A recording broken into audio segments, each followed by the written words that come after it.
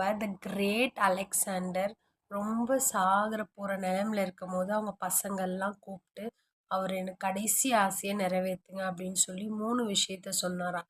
முதல்ல என்ன சொன்னாராம், என்னோட சவப்பெட்டியை உலகத்திலே தலை சிறந்த 4 மருத்துவர்கள் தூக்கிட்டு போகணும் அப்படின்ட்டு. ரெண்டாவது என்ன சொன்னாராம், நான் போகிற வழியெல்லாம் பொற்காசு தங்கம் வைரம் அப்படின்ட்டு போட்டிருக்கணும் அப்படின்ட்டு. மூணாவதா என்ன சொன்னாராம், என்னோட கை 2 கையுமே வந்து சவப்பெட்டி வெளியே இருக்கணும். நம்ம எல்லாம் உள்ள வச்சு தான் க்ளோஸ் பண்ணிடுவோம். ஆனா, அவர் வந்து அந்த சவப்பெட்டிக்கு மேல இப்படி 2 கையும் தெரியிற மாரி இருக்கணும் அப்படின்ட்டு சொன்னாராம். இவங்களும் ஓகே அப்படின்ட்டு, இது எதுக்கு எதனால இதெல்லாம் சொல்றீங்க அப்படின்ட்டு கேட்குறப்போ, அவர் என்ன சொன்னாராம், என்கிட்ட நான் எவ்வளோ பெரிய ராஜாவா இருந்தாலும் சரி, என்கிட்ட எவ்வளோ பணம் இருந்தாலும் சரி, உலகத்திலேயே தலை சிறந்த டாக்டருங்களா இருந்தாலும் சரி, இந்த பணத்தை வச்சு என் உயிரை வாங்க முடியாது. போகுன்ற உயிர் போய் தான் ஆகணும். என்ட்ரி கொடுத்த மாதிரியே எக்ஸிட் லைஃப்பில் கொடுத்து தான் ஆகணும் என்னைக்கா இருந்தாலும். பணத்தை வச்சு உயிரை என்றைக்கும் வாங்க முடியாது. இருக்கிற வரைக்கும் ஹாப்பியாக இருந்துட்டு போயிட்டே இருக்கணும் அப்படின்ட்டு.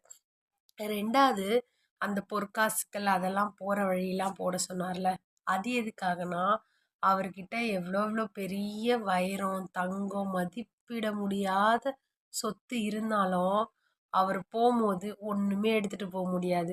எல்லாமே அங்கே தான் இருக்கும். அவர் மட்டும்தான் போக முடியும். அதுதான் ஃப்ரெண்ட்ஸ் உண்மையாலுமே நிஜம்.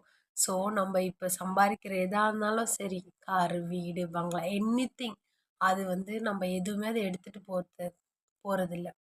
நம்ம இருக்கிற வரைக்கும் சந்தோஷமா அனுபவிச்சுட்டு போயிட்டே இருக்கணும். நமக்கு அது என்ன உண்மையான ஹாப்பி தரும். அதை எடுத்துட்டு போக முடியாத பொருள்.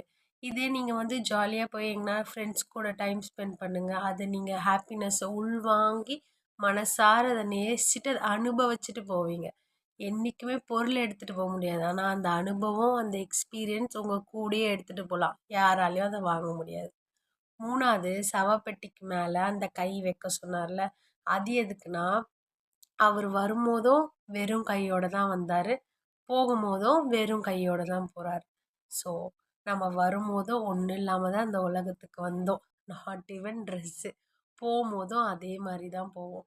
இதுதான் இது ஒண்ணு மட்டும் நம்ம எல்லாருக்கும் புரிஞ்சுச்சுன்னா, இந்த உலகத்துல சண்டை, சச்சரவு, பொறாம, அ பே எதனா எதுவுமே இருக்காது ஃப்ரெண்ட்ஸ். நம்ம இதை உணர்ந்துட்டோம்னாலே, நம்ம லைஃப்பை ஹாப்பியாக எப்பவும் வச்சுட்டு போயிட்டே இருக்கலாம். இதாண்டா வாழ்க்கை அப்படின்னு தெரிஞ்சிடும் நமக்கு. என்னடா எடுத்துகிட்டு வந்தோம், என்னடா எடுத்துகிட்டு போகிறோம், எதுக்குடா இதுக்கு போய் அடிச்சுக்கிட்டோம், இருக்கிற வரைக்கும் சந்தோஷமாக இருந்துடுவோம்.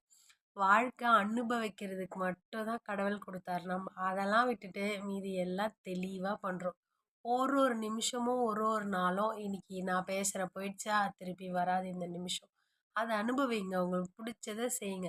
அந்த எக்ஸ்பீரியன்ஸ், அந்த அனுபவத்தை யாராலையும் உங்களுக்கு எடுத்துகிட்டு போக முடியாது. நீங்கள் போகும்போது நிம்மதியாக ஜாலியாக அப்பா எல்லாம் நான் அனுபவிச்சிட்டேன்டா, எல்லாத்தையும் ஆசைப்பட்டதெல்லாம் செஞ்சுட்டேன்னா நிம்மதியாக போகலாம்.